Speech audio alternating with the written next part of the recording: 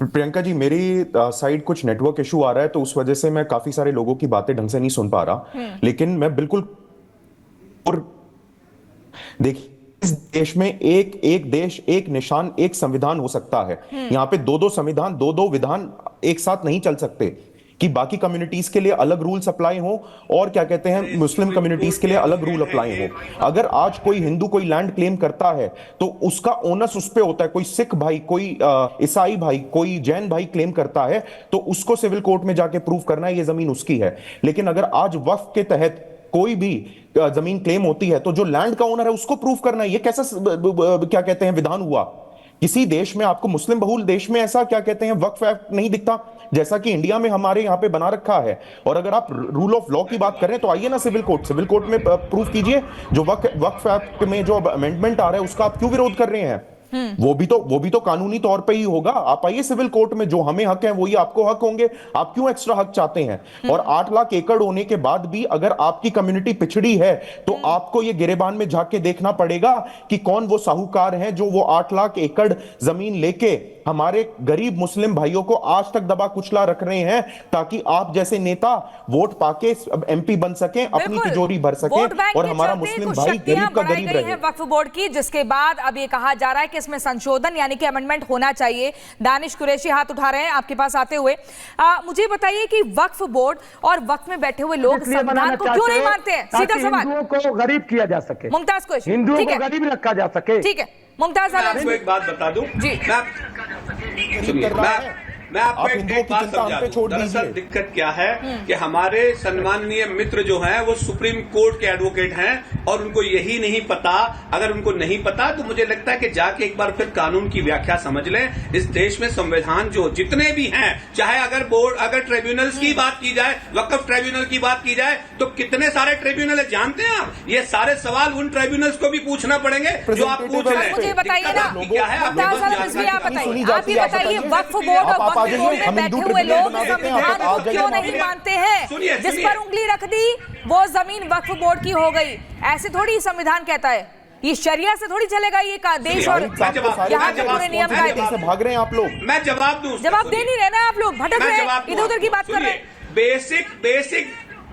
Basic law जो है, सुनिए, अरे सिविल का जो बेसिक लॉ है उसको आपको ये समझना होता है। कोई भी जाके कुछ भी क्लेम नहीं कर सकता। जैसा भी मुमताज भाई ने बताया था, मैं आपको फिर समझा दूं कि किसी भी प्रॉपर्टी के क्लेम के लिए बेसिक डॉक्यूमेंट्स पहले आपको सबमिट करने पड़ते हैं।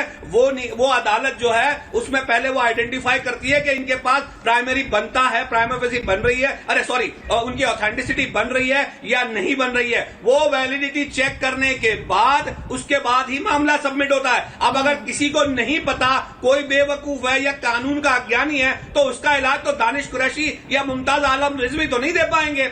लेकिन दानिश कुरैशी जी, आपको एक चीज की नॉलेज नहीं है। आप यहाँ पे आके बस सब चिल्ला रहे हैं और कोई वो नहीं है। सिविल कोर्ट में आइए ना आपको क्यों चाहिए वक्फ ट्रिब्यूनल? हाँ। इनको नॉलेज है कि पूरे हिंदुस्तान की जमीन जो है वो सनातनियों की है, हिंदुओं की है, इनको नॉलेज है। तो आपको वक्फ के पीछे छुप के आपको जमीनें हड़पनी है? नहीं, ये संविधान से बात कर रहे हैं। नहीं, ये संविधान की बात आप कर रहे थे। आप सुप्रीम कोर्ट के लॉयर है। ये असंवैधानिक बात कर रहे हैं आप। ये असंवैधानिक है। क्या आप कह रहे हैं कि मुमताज भाई यह देश सनातनियों का है। बाद में यहाँ पर मुसलमान लोग आए, कागजों का क्लेम करना चाहिए, यही तो बार-बार सवाल उठ रहा है कि कागजात होते नहीं। और वक्फ बोर्ड भी आप कह रहे हैं ताजमहल हमारा है, 13 में बना, दिल्ली हमारी है, 55 में संसद भवन हमारी जमीन पर बना है। वक्फ बोर्ड को समाप्त करने का समय आ गया है। नहीं, आ गई है। आचार्य शरीफ तिवारी जी आपके पास आते हैं।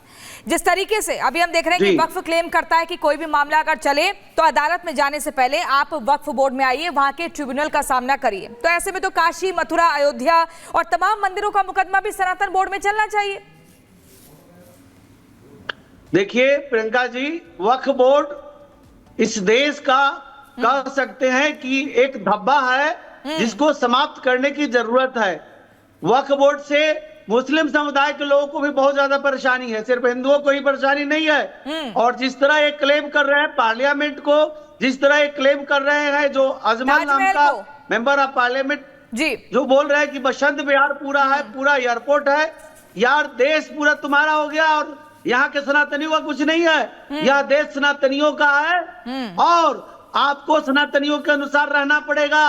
संविधान न मानता है मुसलमान इस देश का, न इस देश का मुसलमान सुप्रीम कोर्ट को मानता है, न पुलिस को मानता है, न सरकार को मानता है। यहाँ रुकने का प्रक्रिया शुरू कर दी है इस देश में, इस देश में रेल को तबाह करने की प्रक्रिया शुरू कर दी है। इन लोगों को लगाम लगाने की जरूरत है। इन लोगों ने देश को बर्बाद करने की सोच दिया है। आखिरी रिएक्शन मुमताज आलम रिजवी, आप मुझे सीधे तौर पर ये बताइए, वक्फ बोर्ड क्या कब्जा बोर्ड है? आप जहां जाएंगे उस जमीन को अपना कर लेंगे, कागज आपके पास होते नहीं है, और उसके बाद सीधे तौर पर ये कि हमारी मनमानी चलेगी। आप देश के धरोहर पर, आप राजधानी दिल्ली से लेकर तमाम ऐसी जगहों पर कब्जा कर रहे हैं। युधिष्ठिर ने दिल्ली बसाई, इंद्रप्रस्थ दिल्ली का नाम था। आप 1500 साल पहले का भी दावा कर रहे हैं, 1400 साल पहले इस्लाम आया। किस आधार पर? आप लोगों के पास प्रमाण नहीं है, फिर भी बोल रहे हैं। छोटा रिएक्शन जल्दी। नहीं मैडम, ऐसा है, कहीं कोई दावा नहीं कर रहा है। जमीनें बिकती हैं, जमीनें लोग खरीदते हैं, खरीद करके दान देते हैं, उनके कागजात होते हैं। जहां जहां दावा किया जा रहा है 60% में बता रहे हैं, सरकारी और गैर सरकारी लोगों ने 60% वक्फ की जमीनों पे कब्जा कर रखा है और उसके मुकदमे चल रहे हैं।